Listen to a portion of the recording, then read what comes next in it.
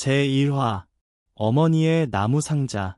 경상북도 경주 외곽의 조용한 마을, 아직도 연기나는 굴뚝이 드문드문 보이는 오래된 시골 풍경 속에 신미자 여사는 홀로 살고 있었다. 낡은 기와집, 오래된 마당, 봄마다 피어나는 매화나무. 남편이 생전에 직접 심은 매화는 해마다 그 자리에 서 있었지만 남편은 이미 30년 전 세상을 떠난 지 오래다. 미자는 그 나무를 돌보며 살았다. 나무가 자라듯 그녀의 세월도 그렇게 흘렀다. 남편은 목수였다. 버스 사고로 갑작스레 세상을 떠난 날 이후 미자는 세 자녀 준호, 민식, 연희를 홀로 키워냈다. 아침 저녁으로 일하고 논밭을 일구고 남의 집 김장도 도와주며 하루하루 버텼다. 그러는 동안 자식들은 모두 서울로 올라가 직장과 가정을 이루었다. 자주 연락 오지 않았지만 그건 당연한 일이라며 미자는 자책하지 않았다. 그녀에게는 하나의 보물이 있었다. 남편과 결혼할 때 받았던 순금 반지와 목걸이, 그리고 직접 깎은 나무 상자에 담긴 추억들. 상자는 자그마한 장롱 속 깊은 서랍에 감춰져 있었다. 아무도 모르게, 조심스럽게, 오직 미자만이 그 상자를 꺼내어 먼지를 닦으며 시간을 회상했다. 그러던 어느 봄날, 오래간만에 큰아들 준호가 전화를 걸어왔다. 엄마, 이번 주말에 내려갈게요. 급한 일이 좀 있어서. 오랜만이라 반가운 마음이 컸다.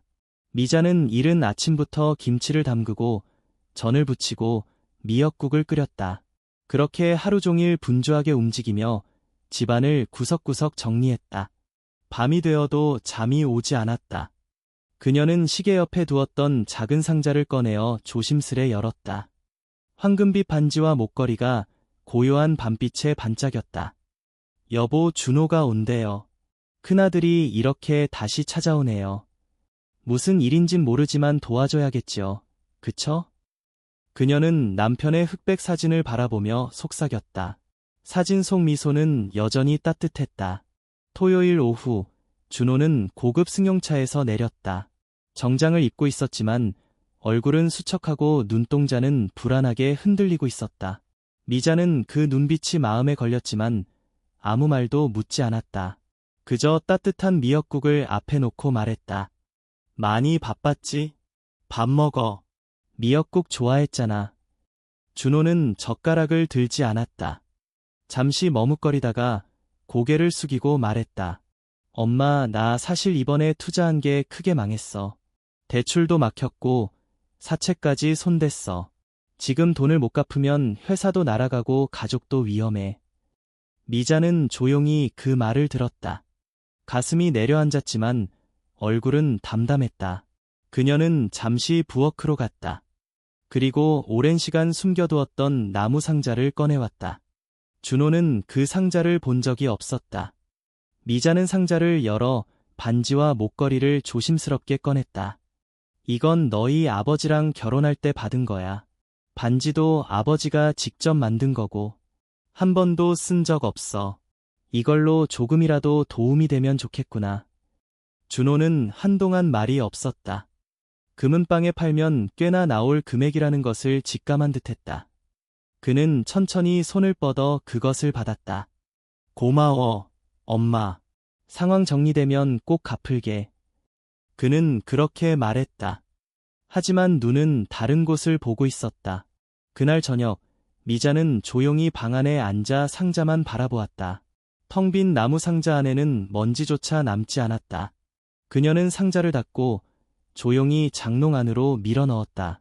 그날 밤 다시 남편의 사진 앞에 섰다. 손을 모으고 작게 중얼거렸다. 여보, 금은 갔지만 애는 살았어요. 그거면 된 거겠지요. 나야 괜찮아요. 그냥 그 반짝임이 없어져서 조금 허전할 뿐이에요. 그리고 다시 아무 일도 없던 것처럼 미자는 다음날 아침장을 보러 나갔다. 고추장을 담그고 김치를 버무리고 장독대에 뚜껑을 덮었다. 그녀의 손은 여전히 부지런했지만 그 손끝엔 작은 떨림이 남아 있었다. 그 누구도 그녀에게 고맙다는 말을 하지 않았다. 그러나 미자는 그날의 햇살을 조용히 바라보며 마음속으로 말했다. 다 괜찮아. 어머니는 그런 거니까. 신미자는 준호가 떠난 후에도 아무렇지 않은 듯 일상을 이어갔다. 마당에 감나무 가지를 손질하고 뒷산에서 나무를 캐고 마을 회관에서 봉사도 계속했다. 하지만 그녀의 마음 한켠에는 설명하기 어려운 공허함이 남아있었다. 나무 상자의 무게가 사라졌는데 몸은 오히려 더 무거워진 것 같았다. 몇 주 후 동네 이장이 전해준 말에 따르면 그녀의 땅이 포함된 지역이 정부도로 확장 사업 대상으로 선정되었다는 것이다. 정식 발표는 아직이지만 땅값은 이미 들썩이고 있었다.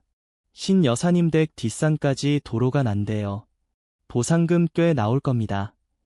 미자는 고개만 끄덕였다. 돈 이야기를 들으면 마음이 더 불편해졌다. 도로가 생긴다는 건 익숙한 것들이 사라진다는 뜻이기도 했기 때문이다. 며칠 후 뜻밖에도 세 자녀가 모두 집으로 찾아왔다. 한꺼번에 모인 건 아버지 제사 이후 처음이었다. 서울에서 오느라 피곤했는지 얼굴엔 피곤한 기색이 역력했다. 거실에는 냉기가 감돌았고 오래된 집안에는 묘한 긴장감이 흘렀다. 엄마, 이번에 땅 보상금 나오면 생각을 좀 해보셔야 해요. 연희가 먼저 말을 꺼냈다. 무슨 생각 말이니? 엄마 혼자 이 넓은 집에서 살기 힘들잖아요. 이제 연세도 많으시고 도시로 오셔서 우리랑 번갈아 가며 사시는 게 어때요? 민식도 말을 보탰다. 맞아요.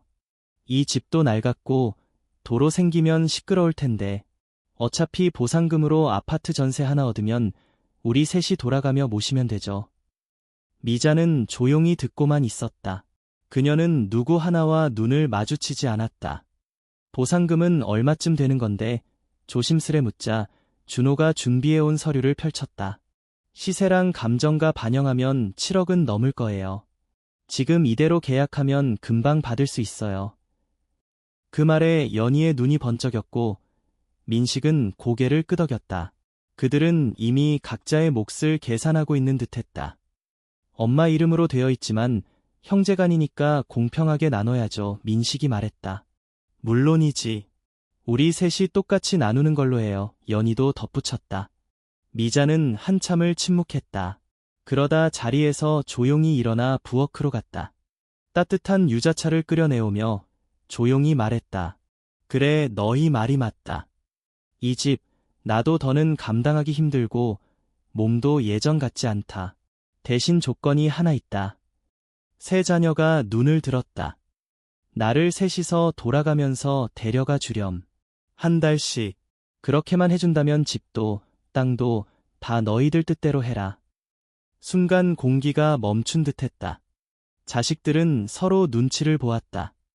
예상치 못한 조건이었다. 당연하죠, 엄마. 그렇게 하려고 모인 거예요. 준호가 먼저 말했다. 그렇게만 해주신다면 우리도 마음 편하게 나눌 수 있죠. 연희와 민식도 억지 웃음을 지으며 고개를 끄덕였다. 그날 저녁 미자는 장롱 앞에 홀로 앉아 오래된 상자를 다시 꺼냈다. 텅 빈 상자 속에 흩날리는 먼지를 손끝으로 쓸어보며 중얼거렸다. 이제는 이 상자도 쓸모가 없구나 하지만 마음은 왜 이렇게 묵직할까? 밤이 깊어지자 그녀는 남편의 사진을 바라보며 말했다. 당신 나 잘하고 있는 거 맞아요? 우리 아이들 어디서부터 변한 걸까요? 그녀의 눈에 눈물이 고였지만 한 방울도 흘리지 않았다. 눈물마저도 아끼는 삶을 오래 살아온 탓일지도 모른다. 며칠 후 계약이 성사되었고 보상금은 세 자녀의 계좌로 고르게 분배되었다. 그리고 신미자는 첫째 아들 준호의 집으로 향했다.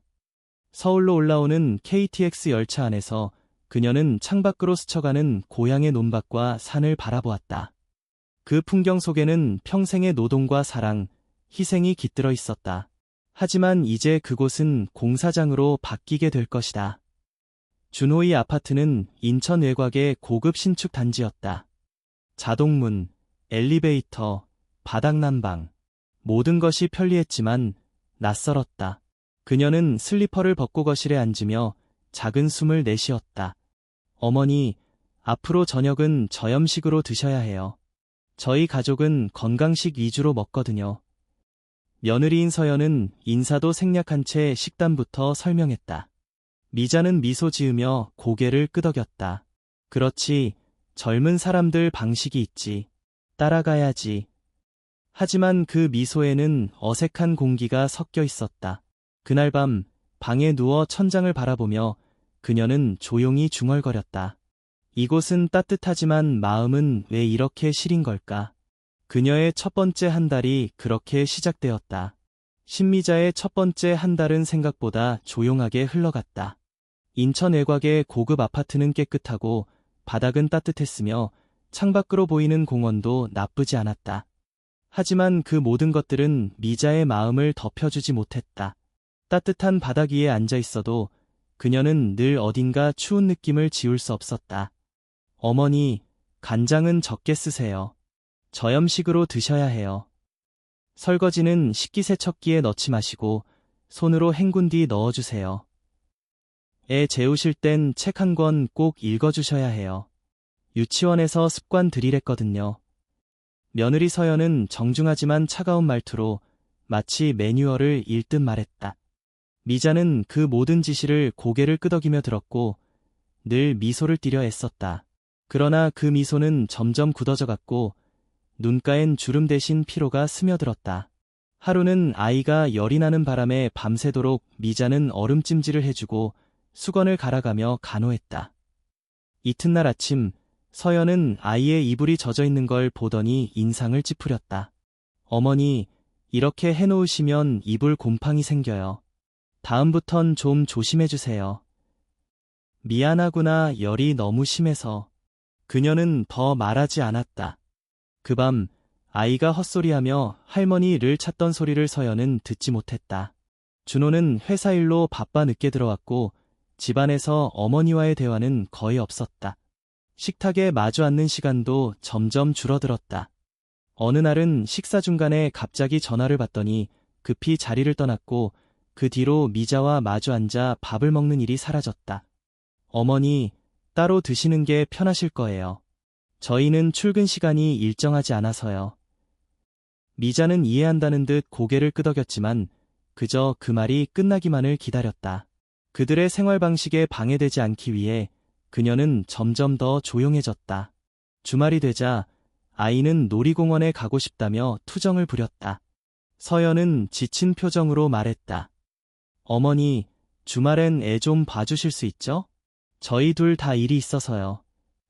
그럼 할머니가 같이 있을게. 하지만 그날따라 아이는 몸이 안 좋았고 집에서 종일 칭얼거렸다. 오후쯤 잠깐 화장실에 다녀온 사이 아이가 테이블 모서리에 부딪혀 이마가 살짝 찢어졌다. 피는 금방 멈췄지만 서연은 퇴근하자마자 얼굴이 굳었다. 어머니, 대체 무슨 일이 있었던 거예요? 미안하다. 잠깐 눈을 뗀 사이에. 잠깐이 그렇게 위험한 거예요. 애한테 흉터라도 남으면 책임지실 거예요. 그 말에 미자는 아무 대답도 하지 못했다. 눈앞이 아득해졌고 다리가 휘청했다. 그녀는 아이의 이마에 붙인 밴드를 바라보며 손을 꼭 쥐었다. 그날 밤 그녀는 늦도록 잠들지 못했다. 그 다음 날 아침 서연은 조용히 말했다. 어머니, 다음 주부터는 민식 오빠 댁으로 가시는 게 어떨까요? 준호도 요즘 일이 많고 어머니도 새로운 환경에서 좀 쉬셔야 하지 않을까요? 그래, 그렇게 하마. 미자는 담담하게 대답했지만 마음속에는 작은 금이 가기 시작했다. 짐을 싸던 날 준호는 퇴근이 늦어 결국 배웅도 하지 못했다. 엘리베이터 앞에서 서연은 형식적인 인사를 했다. 몸 조심하세요.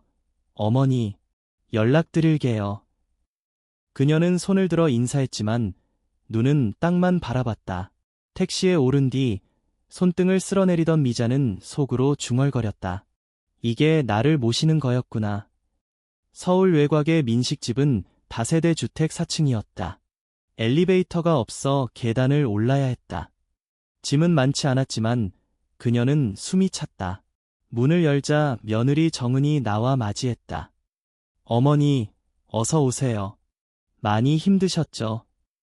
정은의 말투는 서연보다 부드러웠다. 하지만 그 눈빛엔 피로가 짙게 깔려 있었다. 집은 작고 방이 3개였지만 둘 다 맞벌이라 아이 돌보기도 벅차 보였다. 며칠간은 별 탈 없이 흘렀다. 아이와 시간을 보내고 청소와 빨래도 도왔다. 하지만 곧 작은 일들이 쌓이기 시작했다. 어머니, 세제는 저희 거 쓰지 말아주세요. 아토피 있어서요. 바닥 청소는 그냥 저희가 할게요. 무릎 다치실까봐. 냉장고는 손대지 않으시는 게 나을 것 같아요. 그녀는 점점 손이 묶이는 느낌을 받았다. 아무것도 하지 말라는 말과 할 일이 많다는 말이 교차되며 그녀를 혼란스럽게 만들었다. 그리고 어느 날 마트에서 돌아온 정은이 갑자기 물었다. 어머니, 혹시 제 지갑 안 보셨어요? 아니, 왜 그러니? 아까 테이블에 두었는데 3만 원이 없어진 것 같아서요. 그 순간 미자의 머릿속이 멍해졌다. 정은은 곧 아무 일 아니라는 듯 말했지만 그녀는 그날부터 지갑 근처에도 가지 않았다.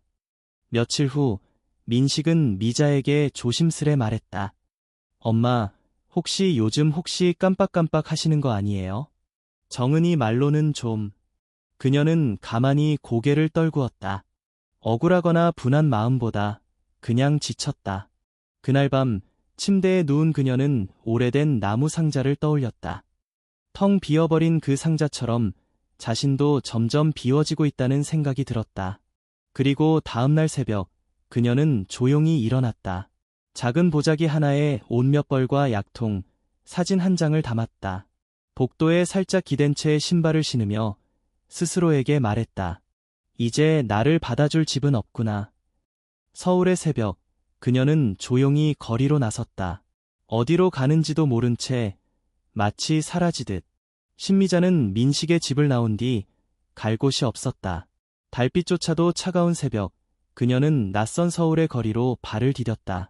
보자기에 담긴 옷 몇 벌과 약통, 남편의 사진 한 장만이 그녀의 전부였다. 버스 정류장 근처 벤치에 앉아 그녀는 지친 몸을 뉘었다. 그녀는 스스로에게 말했다. 괜찮아, 잠깐 쉬는 것뿐이야. 잠시 머물 곳이 필요할 뿐이지. 그러나 그 잠시는 생각보다 길어졌다. 며칠 후 그녀는 큰딸 연희의 집으로 향했다. 망설이다 문 앞에 도착했을 때 초인종을 누를 용기가 나지 않았다. 하지만 발걸음을 되돌릴 수 없었다. 벨을 누르자 연희가 문을 열었다.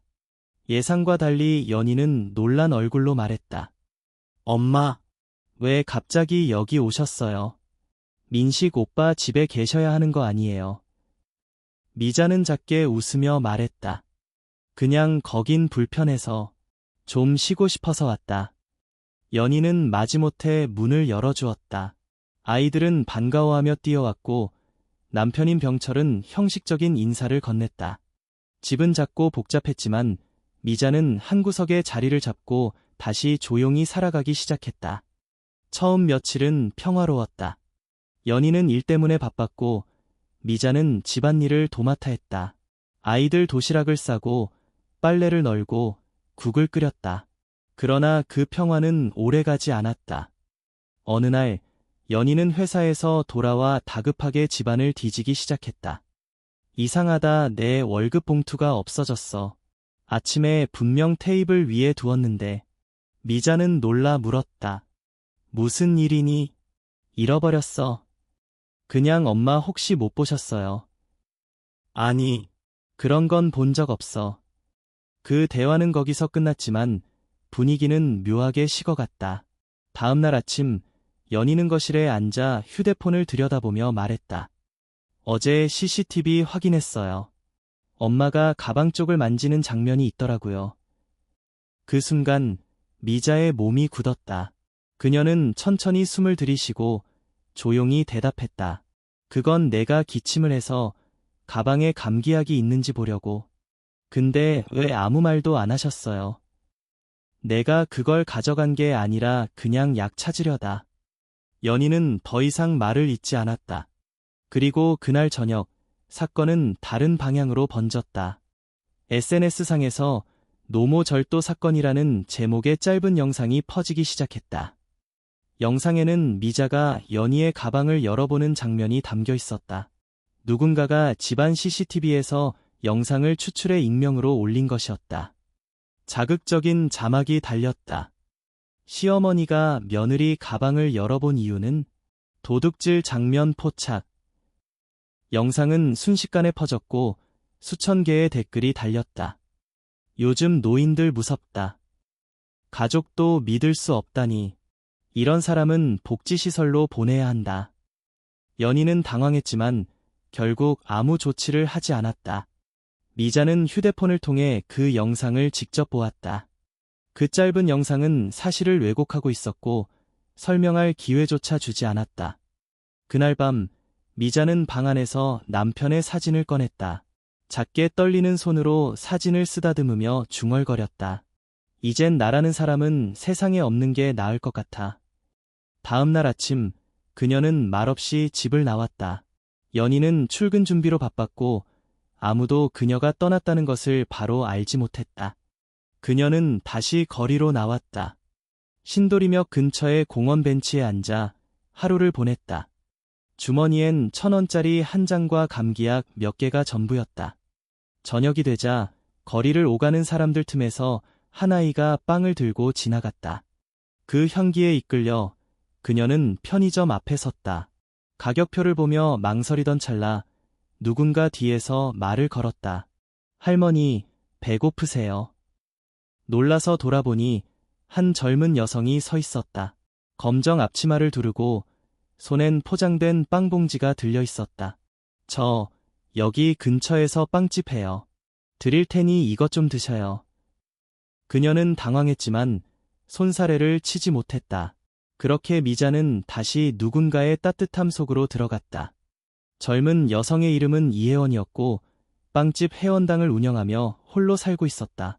혜원은 말없이 빵과 따뜻한 우유를 내밀며 말했다. 여기서 자고 가셔도 돼요. 작은 방 하나 있으니까. 미자는 눈물을 삼키며 고개를 끄덕였다. 그녀는 오랜만에 느껴보는 따뜻한 바닥 위에 앉아 조심스럽게 말문을 열었다. 내가 왜 이렇게까지 되었는지 나도 잘 모르겠어요. 그날 밤 그녀는 처음으로 깊은 잠에 빠졌다. 마음속의 한기가 서서히 녹아내리는 것을 느끼며. 혜원의 빵집 혜원당은 서울 강서구의 한 골목 끝자락에 자리 잡고 있었다. 크지 않지만 매일 아침 구워낸 빵 냄새가 좁은 골목을 가득 채우며 사람들의 발길을 끌었다. 혜원은 아직 30이 되지 않은 젊은 사장이었고 혼자서 가게를 꾸려나가고 있었다. 미자는 혜원의 집에 머물게 된 첫날 밤 낯선 이불 아래서 오래도록 눈을 감지 못했다. 바닥은 따뜻했고 방 안은 고요했지만 가슴속은 여전히 웅크리고 있었다. 이 집은 아무런 조건도 요구하지 않았고 그녀의 이름을 묻지도 않았다. 오직 괜찮으세요? 라는 한마디가 전부였다. 다음 날 새벽 혜원은 미자를 위해 고구마죽을 끓였다. 미자는 낯설어하며 숟가락을 들었고 첫 입을 넘기자 눈시울이 붉어졌다. 왜 이렇게 부드러워요? 요즘엔 다들 매운 것만 먹던데. 혜원은 웃으며 대답했다. 우리 엄마가 해주시던 방식이에요. 따뜻하게 먹으면 마음도 좀 괜찮아지더라고요. 미자는 고개를 끄덕이며 천천히 죽을 먹었다. 오랜만에 음식이 목을 막지 않고 부드럽게 넘어갔다. 그 순간 그녀는 처음으로 이 집에 있어도 되겠다는 생각이 들었다. 며칠이 지나자 미자는 혜원의 가게를 돕기 시작했다. 반죽을 나르고 포장을 도왔다. 손이 느려도 혜원은 한 번도 다그치지 않았다. 할머니, 천천히 하셔도 돼요. 시간은 우리 편이에요. 가게를 찾는 손님들도 미자를 금세 익숙하게 받아들였다. 사장님 어머니세요? 아니요, 그냥 우리 가게의 천사예요. 혜원은 늘 그렇게 웃으며 대답했다. 미자는 그 말이 싫지 않았다. 이름이 아닌 마음으로 불리는 자리가 생긴 듯했다. 밤이 되면 둘은 작은 테이블에 마주 앉아 차를 마셨다. 혜원은 특별히 잘 말하는 사람이 아니었지만 듣는 데는 재능이 있었다. 미자는 조용히 자신의 이야기를 풀어놓기 시작했다. 남편의 사고, 세 자녀의 성장, 황금 반지를 팔아 넘긴 날, 그리고 도둑으로 몰렸던 일까지. 혜원은 말없이 들었다. 눈을 마주치지 않았지만 고개를 끄덕이며 조용히 그녀의 이야기를 받아주었다. 그래서요, 결국 내가 가족이 아니었던 걸까 봐 이름만 엄마였고 사실은 집안의 손님이었는지도 모르죠. 그 말에 혜원은 머뭇거리다 말했다. 그럼 저랑 가족하실래요? 미자는 당황해 물었다.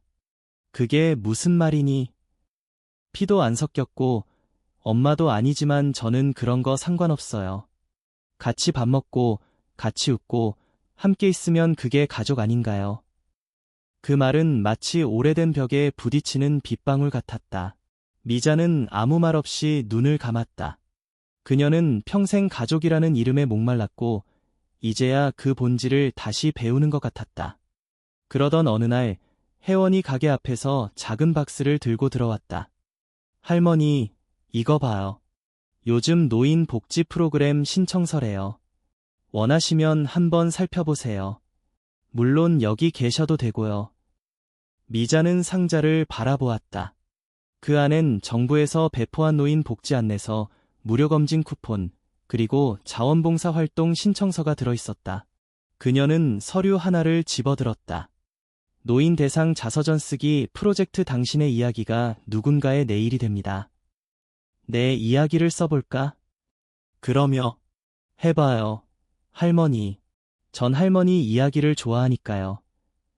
그날부터 미자는 매일 조금씩 글을 쓰기 시작했다. 연필로, 조용히, 천천히, 단어가 정리되지 않아도 괜찮았다. 그녀는 종이에 마음을 쏟았다. 나는 누구의 엄마였고 지금은 누구의 아무도 아니지만 이 집에서만큼은 내가 나로 존재한다. 그러나 그녀의 일상은 조용히 무너지기 시작하고 있었다. 감기 기운이 좀처럼 낫지 않았고 밤마다 기침이 심해졌다. 혜원은 걱정스러운 얼굴로 병원에 모시고 갔다.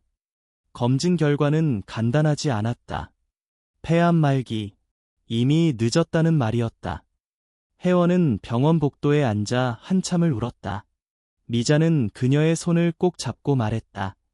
울지마, 나 이렇게 따뜻한 곳에서 마지막을 맞는 건 나한테는 큰 선물이야. 그렇게 말하지 마세요. 아직 할 수 있는 게 많아요. 아니야. 나 이제야 깨달았거든. 살아온 날보다 함께 울어줄 사람이 있다는 게 더 소중하다는 걸. 그날 밤 미자는 혜원의 옆에서 처음으로 엄마라는 말을 들었다. 엄마, 저도 이제 누군가의 자식처럼 살아보고 싶어요. 미자는 말없이 혜원의 손등을 쓰다듬었다. 그녀는 더 이상 질문하지 않았다. 가족이라는 단어는 이제 더 이상 설명이 필요하지 않았다. 검진을 마치고 돌아온 날, 미자는 혜원의 방 안에 조용히 앉아 있었다. 창문 너머로 따뜻한 햇살이 스며들었고 골목 끝에서 들려오는 아이들의 웃음소리는 이질적으로 평화로웠다. 하지만 그녀의 눈빛은 유난히 깊고 어딘가 멀리 닿아 있는 듯했다. 혜원은 묻지 않았다. 병원에서 의사의 설명을 들은 이후 그녀는 미자의 손을 꼭 잡고 있을 뿐이었다. 말 대신 손끝으로 전해지는 체온이 모든 위로를 대신했다. 말기라더구나. 미자가 먼저 입을 열었다. 이미 폐로 다 퍼졌대. 수술도, 항암도 힘들대. 그 말 들으니까 오히려 마음이 편해졌어. 혜원은 고개를 떨구며 말했다. 그래도 아무것도 안 하는 건 너무 아쉬워요. 제가 할 수 있는 건 없을까요? 미자는 조용히 웃었다. 너무 많이 하고 있잖니. 너는 내게 가족을 줬어. 그게 얼마나 큰 건지 너는 모를 거야. 그녀는 그렇게 말하며 혜원의 손등을 천천히 쓰다듬었다. 그리고 창밖을 바라보며 나직이 중얼거렸다. 이왕 이렇게 된 거면 마지막으로 꼭 해보고 싶은 일이 있어. 뭔데요? 내가 살아온 이야기, 그걸 누군가에게 전해주는 거야. 들은 사람이 나를 기억하든 말든 상관없어. 다만 이 마음을, 내가 쌓아온 삶을 그냥 흘려보내고 싶진 않아. 그날부터 미자는 혜원의 노트북에 자신의 이야기를 타이핑하기 시작했다. 익숙하지 않은 키보드였지만 혜원이 옆에서 천천히 도와주었다. 그녀는 어린 시절의 기억, 남편과의 첫 만남, 세 자녀의 출생, 처음 가난과 싸우던 날들, 그리고 마지막에 홀로 남겨졌던 그 겨울까지를 조심스럽게 써내려갔다. 내가 없었으면 이야기는 그냥 사라졌을 거야. 그렇지 않아요. 어르신의 이야기는 반드시 남아야 해요. 저도 처음으로 누군가의 인생을 이렇게 가까이에서 듣게 됐어요. 글을 쓰는 도중 혜원은 미자가 밤마다 기침으로 잠을 설치는 것을 걱정했다. 그녀는 조용히 가까운 병원에서 진통제를 받아왔고 하루 3번 규칙적으로 약을 챙겨드렸다. 할머니, 오늘은 어땠어요? 기침은 좀 덜했어. 그런데 가슴이 답답한 건 여전하구나. 몸보다 마음이 더 그렇게 되네. 미자는 갈수록 숨을 깊이 들이마시는 게 어려워졌다. 그래도 글쓰기는 멈추지 않았다. 어느 날 밤, 미자는 혜원에게 한 봉투를 건넸다. 이건 나중에 내가 없으면 열어봐. 안에는 짧은 편지가 들어있어. 내 아이들에게 전해줘. 혜원은 봉투를 받아들고 물었다. 전해도 돼요? 만나고 싶으신 거 아니었어요. 미자는 잠시 생각에 잠겼다가 대답했다. 만나고 싶지 않은 건 아니야. 다만 그들이 나를 찾을 만큼의 마음이 있다면 내가 없어도 언젠가는 오겠지. 억지로 엮고 싶지 않아. 그건 내 욕심이니까. 그녀의 눈빛은 단호하면서도 어딘가 부드러웠다. 미움도 원망도 없이 오직 한 사람으로서의 존엄만이 남아있었다. 며칠 후 미자가 쓰고 있던 자서전 초안이 거의 마무리되었다. 혜원은 그것을 출력해서 제본하고 표지를 만들었다. 책의 제목은 짧고 간결했다. 나를 기억하지 않아도 돼요. 표지를 본 미자는 웃음을 지었다. 정말 이게 내 책이라니. 나 같은 사람도 책 한 권 갖게 되네. 그날 저녁 빵집에 자주 들르던 단골 손님 중 한 명이 말했다. 사장님, 요즘 그 어르신 자주 안 보이네요. 혜원은 조용히 대답했다. 지금은 좀 쉬고 계세요. 건강이 조금 안 좋으셔서요. 그 말에 단골 손님은 고개를 끄덕이며 작은 종이봉투를 내밀었다. 그분 덕분에 요즘 빵 먹을 때마다 마음이 따뜻했어요. 이건 작은 성의예요. 전해주세요. 그날 밤 혜원은 미자의 머리맡에 앉아 종이봉투를 건넸다. 그 안에는 짧은 편지와 함께 직접 만든 작은 손뜨개 인형이 들어있었다. 미자는 그 인형을 한참 바라보다 말했다. 이런 선물 정말 오랜만에 받는 것 같아. 받는다는 게 이렇게 마음을 무너뜨리는 일이었구나. 그녀는 인형을 가슴에 꼭 안고 눈을 감았다. 다음 날 아침 미자는 일어나지 못했다.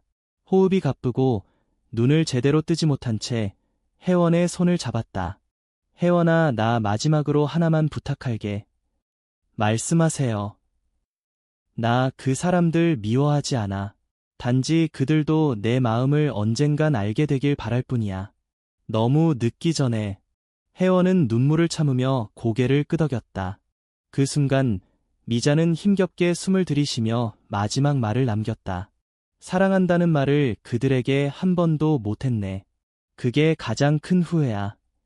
그녀의 눈가에 눈물이 맺혔고 손끝이 천천히 풀어졌다. 창밖에는 봄비가 조용히 내리고 있었다. 그녀가 세상과 작별을 고하는 그날 빵집 창문에도 이슬이 맺혔다. 신미자가 세상을 떠난 후 이혜원은 며칠 동안 가게 문을 닫았다. 벽에 작게 붙인 쪽지에는 이렇게 적혀 있었다. 잠시 멈춥니다. 소중한 사람을 보내는 시간입니다. 그녀는 조용히 미자의 짐을 정리했다. 낡은 보자기 안에는 오래된 옷 몇 벌, 약통, 사진 한 장, 그리고 손수 적은 자서전 초안이 들어있었다. 그 중에서도 가장 그녀의 눈길을 끈 것은 하나의 소형 녹음기였다. 가볍고 작았지만 묘하게 무게감이 느껴지는 물건이었다. 혜원은 조심스럽게 재생 버튼을 눌렀다. 녹음기 안에서는 오래된 목소리들이 흘러나왔다. 어머니한텐 우리가 있잖아요. 아버지 대신 우리가 끝까지 지켜드릴게요. 절대 어머니 혼자 두지 않겠다고 여기서 약속해. 그래, 우리 셋이 맹세하는 거야. 무슨 일이 있어도 엄마를 버리지 않겠다고. 그 목소리들은 분명히 미자의 세 자녀, 준호, 민식, 연희의 것이었다. 아버지의 장례식 직후 미자 앞에서 무릎 꿇고 한 약속이었다. 시간이 많이 지나 음질은 다소 거칠었지만 진심은 분명히 담겨 있었다. 혜원은 녹음기를 손에 꼭 쥔 채 눈을 감았다. 이 목소리를 그들에게 들려줘야 해. 며칠 후 혜원은 봉투 하나를 들고 인천으로 향했다. 첫 번째로 향한 곳은 박준호의 회사였다. 문 앞에서 한참을 망설이다 접수처에 물었다. 박준호 이사님 좀 뵙고 싶은데요. 신미자 여사님과 관련된 일입니다. 잠시 후 준호가 나타났다. 깔끔한 정장, 정돈된 머리, 그러나 피곤한 눈빛. 그는 혜원을 알아보지 못했다. 누구시죠? 혜원은 조용히 봉투를 내밀었다. 신미자 여사님, 그러니까 이사님의 어머님께서 제게 맡기신 마지막 유품입니다. 그 말에 준호의 표정이 굳었다. 그분은 지금 어디 계십니까? 이미 떠나셨습니다. 순간 공기마저 멈춘 듯했다. 혜원은 준호의 손에 봉투를 꼭 쥐어주었다. 안에 자서전 초안과 음성 녹음이 있습니다. 들어보시고 결정하실 일들이 있으실 겁니다. 혜원은 더 이상 묻지 않았다. 그녀는 단지 전해야 할 것을 전하고 돌아섰다. 그날 밤 준호는 사무실에 홀로 남아 녹음기를 틀었다. 스피커를 통해 울리는 자신의 목소리를 들으며 그는 차마 얼굴을 들 수 없었다. 절대 어머니 혼자 두지 않겠다고. 그 문장이 되풀이될 때마다 그의 얼굴엔 땀이 맺혔다.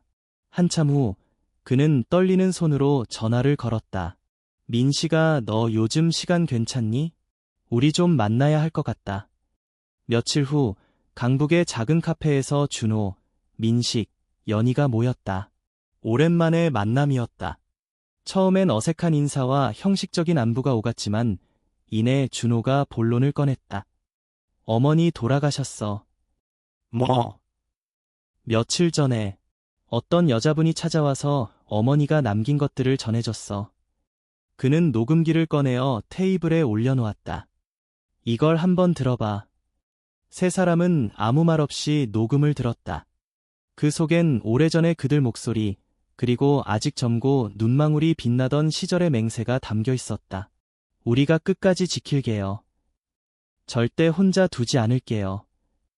녹음이 끝났을 때 연희는 조용히 눈물을 닦았다. 민식은 말없이 손을 꽉 쥐고 있었다. 우린 결국 아무것도 지키지 못했어. 준호가 말했다. 그 순간 혜원이 남긴 두 번째 봉투가 떠올랐다. 그 안엔 미자의 자서전 초안 외에 한 장의 편지가 있었다. 너희들에게. 내가 너희를 사랑하지 않은 건 아니야. 너희를 미워하지 않은 것도 아니야. 다만 내가 기대했던 엄마라는 자리는 언젠가부터 점점 작아졌지. 그래도 괜찮았어. 기다리면 돌아올 거라 믿었으니까. 하지만 그 기다림은 결국 나를 작게 만들고 조용히 무너뜨렸단다. 이 편지를 읽을 즈음 나는 세상에 없겠지. 그러니 더 이상 죄책감도 미안함도 가지지 말렴. 그저 너희도 누군가의 엄마나 아빠가 되어 다른 선택을 하기를 바랄 뿐이야. 사랑했다. 끝까지. 엄마. 편지를 다 읽고 난 후 세 사람은 아무 말도 하지 않았다. 그들은 카페 창밖을 오래도록 바라보았다. 불어오는 바람 속에 어머니의 기침 소리가 들리는 것만 같았다. 그날 이후 준호는 어머니의 자서전을 정식으로 출판하기로 결심했다. 제목은 미자가 정했던 그대로였다. 나를 기억하지 않아도 돼요. 출판 수익은 모두 노인 복지기금에 기부하기로 했다. 그리고 이혜원을 찾아가 정중히 고개 숙여 감사 인사를 전했다. 우리 대신 어머니 곁에 있어주셔서 정말 감사합니다. 혜원은 짧게 대답했다. 제가 받은 것이 더 많아요. 그분 덕분에 저도 가족이 뭔지 알게 됐으니까요. 그녀는 잠시 주머니에서 무언가를 꺼냈다. 작은 종이 봉투였다. 이건 어머니가 마지막으로 남긴 사진이에요. 세 분이 어렸을 때 찍은 사진이래요. 늘 지갑 안에 넣고 다니셨어요. 그 사진 속에는 아직 작고 해맑았던 새 아이가 미자의 무릎 위에서 웃고 있었다. 그 순간 세 사람의 얼굴엔 처음으로 진짜 슬픔이 번졌다. 시간은 거스를 수 없지만 남겨진 것들은 여전히 그 자리에 있었다. 자서전이 출간된 날, 박준호는 책을 한 손에 들고 어머니의 마지막을 머물렀던 빵집을 다시 찾았다. 이혜원은 이미 그를 기억하고 있었다. 그녀는 환하게 웃으며 가게 문을 열어주었다. 책, 잘 나왔네요. 표지 디자인도 따뜻해요. 준호는 조용히 고개를 끄덕였다. 책장을 넘기며 작은 목소리로 말했다. 이 글들을 읽으면서 어머니가 어떤 삶을 살아오셨는지 처음 알게 됐어요. 나는 그동안 그분을 너무도 얕게만 이해하고 있었던 것 같아요. 혜원은 테이블 위에 준비해둔 유자차를 건넸다. 이 책을 읽고 나면 그렇게 생각하는 분들이 더 많아질 거예요. 그분의 이야기는 단지 한 어머니의 기록이 아니라 이 시대 수많은 부모의 이야기니까요. 며칠 후 연희는 작은 전시장 하나를 빌려 신미자 사진전을 열었다. 어머니의 자서전과 함께 그녀가 남긴 손글씨, 오래된 사진들, 자식들과 함께한 몇 안 되는 추억이 담긴 물건들을 전시했다. 그 중에서도 가장 많은 사람들의 시선을 끈 것은 하나의 벤치 사진이었다. 오래된 공원, 낡은 벤치, 그리고 그 위에 앉아있는 여인의 뒷모습. 그 사진 밑에는 짧은 문구가 붙어 있었다. 기다림은 나의 방식이었고, 침묵은 나의 언어였다. 전시회 마지막 날, 민식은 그 벤치 앞에 조용히 앉아 있었다. 그는 주머니에서 작은 약봉투를 꺼내 사진 옆에 두었다. 이게 오해를 풀 수는 없겠지만 엄마가 쓰신 그 약이에요. 아이 약 사러 가방 뒤졌던 거, 그때 영수증이 아직 남아 있었어요. 왜 이제야 찾았는지 모르겠어요. 그는 조용히 눈을 감았다. 누군가의 진심은 가끔 너무 늦게 도착한다는 걸 깨달으며. 그날 밤 새남매는 이혜원과 함께 어머니의 마지막 녹음 파일을 다시 들었다. 그 목소리는 이전보다 더 또렷하게 들렸다. 아마도 그들은 이제야 그 말의 무게를 받아들일 준비가 된 것일지도 몰랐다. 내가 너희에게 바랐던 건 돈도 성공도 효도도 아니었단다. 그저 한 번쯤 내 이름을 부르며 나를 한 사람으로 봐주길 바랐을 뿐이야. 그 말에 연희는 끝내 눈물을 쏟았다. 우린 한 번도 엄마를 미자 씨라고 불러본 적이 없었어. 그저 엄마라는 이름 뒤에 모든 걸 숨기고 기대하고 원망하고. 준호는 그 말에 조용히 답했다. 그래서 이제부터라도 신미자라는 사람을 기억하려고 해. 엄마가 아닌 한 사람으로. 며칠 후 민식은 사표를 내고 지방으로 내려갔다. 작은 마을의 초등학교에서 교편을 잡게 되었다. 그는 매주 아이들에게 글쓰기 수업을 하며 다음과 같은 주제를 자주 꺼냈다. 가장 오래된 기억 속의 엄마를 글로 써보자. 단, 오늘은 엄마라는 단어 없이 써보기야. 그 수업이 끝나고 나면 그는 항상 미자의 자서전을 책상에 올려두었다. 아이들은 책장을 넘기며 조용히 이야기했다. 이 할머니, 우리 할머니랑 좀 닮았어요. 한편 연희는 카페를 정리하고 작은 식당을 열었다. 이름은 할머니 집. 입구에는 손글씨로 적힌 메뉴판과 함께 짧은 문장이 붙어 있었다. 이곳은 엄마가 돌아가고 싶은 식탁입니다. 그녀는 손수 반찬을 만들고 자주 오는 손님들에게 따뜻한 국 한 그릇을 내어주었다. 그녀의 손길은 서툴렀지만 진심이 담겨 있었다. 준호는 회사를 정리하고 노인복지센터 설립을 준비했다. 이름은 벤치의 사람들. 그곳에서는 매주 어르신들과 함께 그림을 그리고 자서전 쓰기 프로그램도 진행되었다. 어느 날 그는 혜원을 초대해 특강을 부탁했다. 그녀는 단상에 서서 조용히 말을 꺼냈다. 제가 만난 한 어르신은 세상에서 가장 조용한 방식으로 사람을 사랑하셨습니다. 그분은 말없이 자리를 지켰고 끝까지 누군가를 기다렸으며 스스로 사라지는 순간까지도 누구를 탓하지 않았어요. 그분의 이야기를 듣고 나서 저는 매일 제 가족의 이름을 불러보게 되었어요. 청중 속에서 조용히 눈물을 훔치는 이들이 많았다. 강연이 끝난 뒤 준호는 혜원에게 다가가 감사 인사를 전했다. 우린 어쩌면 너무 늦게 배웠지만 그래도 이렇게라도 배울 수 있어서 다행이에요. 혜원은 고개를 끄덕이며 말했다. 사랑은 늦어도 괜찮아요. 진심이라면 마음은 언젠가 도착하니까요. 밤이 되자 이혜원은 빵집 문을 닫고 조용히 제단 앞에 촛불을 켰다. 사진은 없었다. 다만 작게 새겨진 문구가 그 자리를 대신하고 있었다. 신미자. 기억되지 않아도 괜찮다고 말했던 이름. 그러나 이제 우리는 그 이름을 결코 잊지 못할 것입니다. 늦봄의 햇살은 따뜻하고 부드러웠다. 경주의 오래된 기와집터에는 더 이상 집이 서 있지 않았다. 도로 확장 공사는 이미 끝나 있었고 그 자리는 작은 공원으로 변해 있었다. 세월의 흔적은 사라졌지만 땅 아래에는 여전히 신미자의 발자국이 남아 있었다. 그날 세 남매는 오랜만에 함께 경주를 찾았다. 처음에는 어색한 기운이 돌았지만 각자의 손에 들린 꽃다발과 작은 상자가 그들을 묶고 있었다. 그 상자 안에는 어머니가 생전에 아꼈던 나무 상자 조각이 담겨 있었다. 비록 원형은 사라졌지만 혜원이 조각들을 정성스레 보존해준 덕분에 이들은 어머니의 기억을 손에 쥔 채로 이곳에 서 있었다. 여기였지 엄마가 매화나무 심어놓았던 곳. 연희가 나지막이 말했다. 저기 마당 구석에 장독대 있었지. 엄마는 비 오는 날에도 그 장을 꼭 덮으셨어. 민식은 한참을 침묵하다 말했다. 그때 내 그걸 그렇게 대단하게 생각하지 않았을까? 준호는 나무 조각을 조심스레 꺼내 땅에 올려놓았다. 이 조각들로 뭐라도 남겨야 하지 않을까? 엄마가 여기에 있었다는 걸. 셋은 무언의 동이처럼 고개를 끄덕였다. 그들은 근처에 있던 작은 돌들과 나무가지들을 모아 매화나무가 있던 자리에 원을 만들고 그 중앙에 나무 조각을 묻었다. 그리고 그 위에 조그마한 손편지를 한 장씩 올렸다.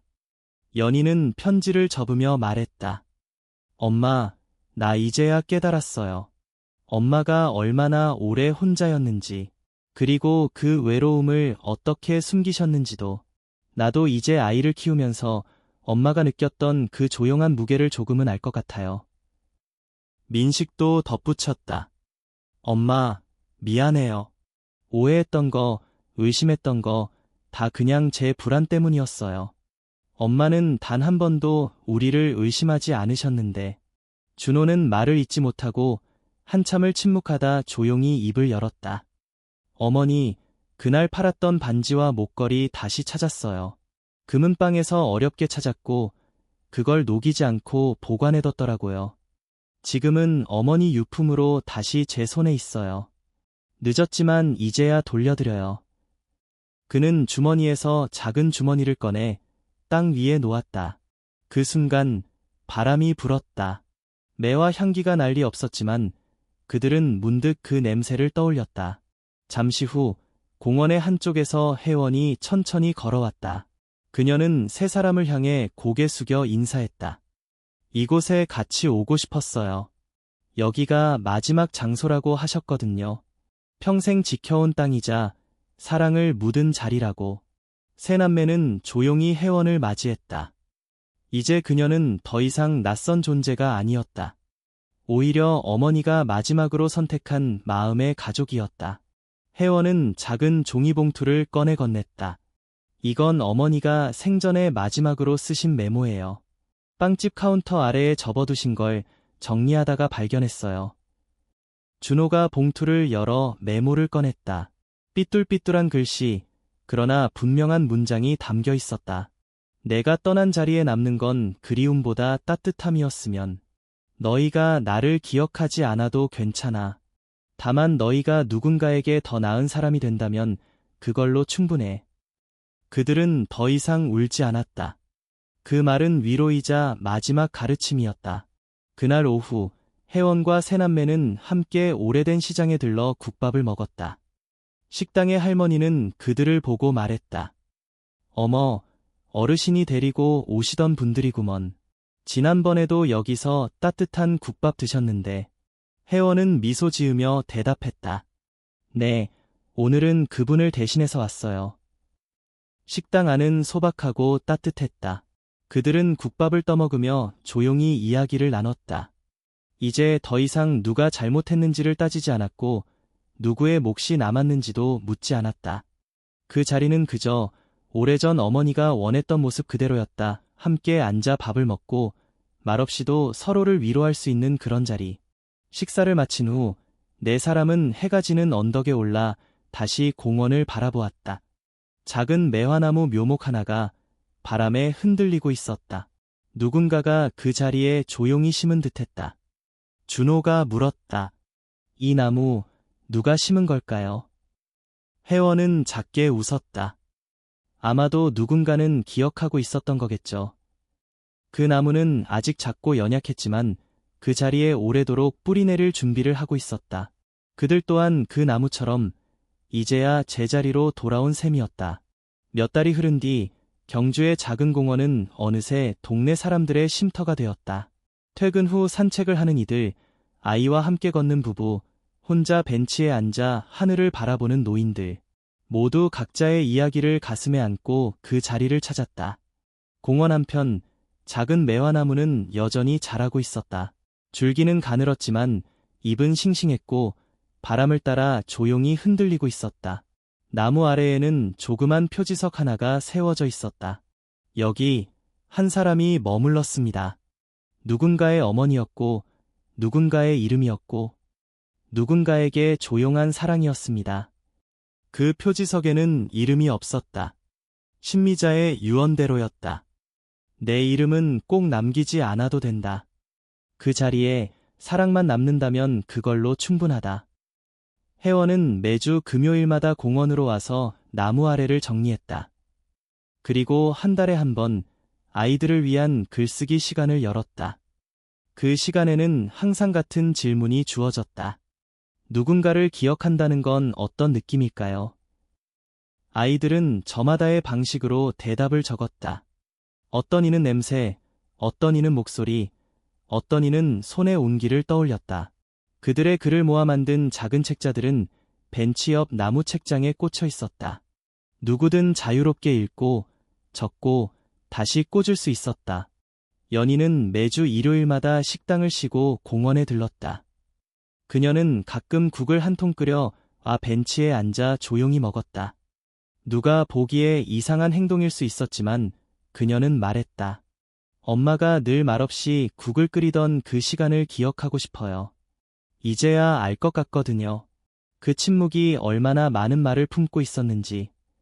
민식은 시골 초등학교에서 여전히 아이들을 가르치고 있었다. 그는 매년 어버이날이면 반 아이들과 함께 부모님께 편지를 쓰는 수업을 진행했다.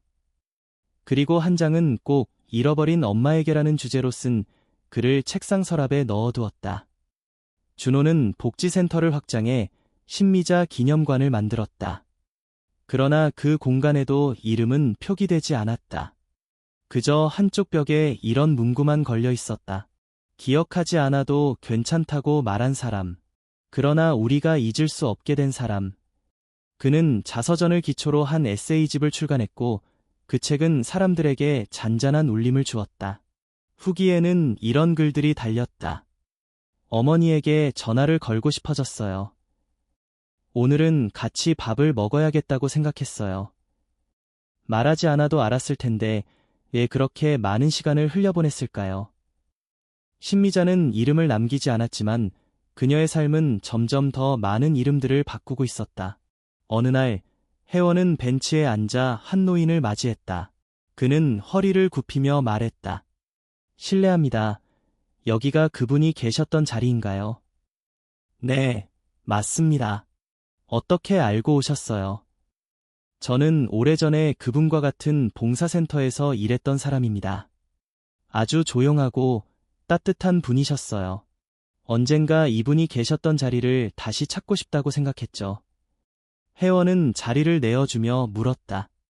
기억에 남는 말씀이 있으셨나요? 노인은 고개를 끄덕이며 대답했다. 그분이 제게 그러셨어요.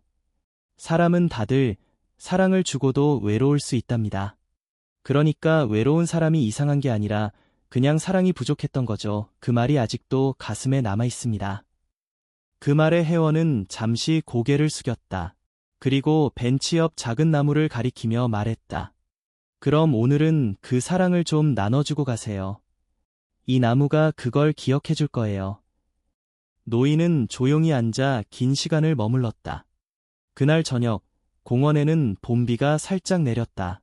매화나무 잎에 맺힌 빗방울이 반짝였고 벤치에는 사람들의 발자국이 선명히 남아 있었다. 혜원은 마지막으로 벤치에 앉아 노트를 꺼내 글을 적었다. 당신은 사라졌지만 당신이 남긴 사랑은 매일 자라고 있습니다. 우리는 이제야 당신을 배웁니다. 이름 없이도 남을 수 있다는 것을. 그녀는 조용히 펜을 덮고 가만히 하늘을 올려다보았다. 구름 사이로 햇살이 스며들었고 그 빛은 마치 누군가의 미소처럼 따뜻했다. 그 순간 혜원은 확신했다. 이곳은 이제 결코 외로운 자리가 아니라는 것을.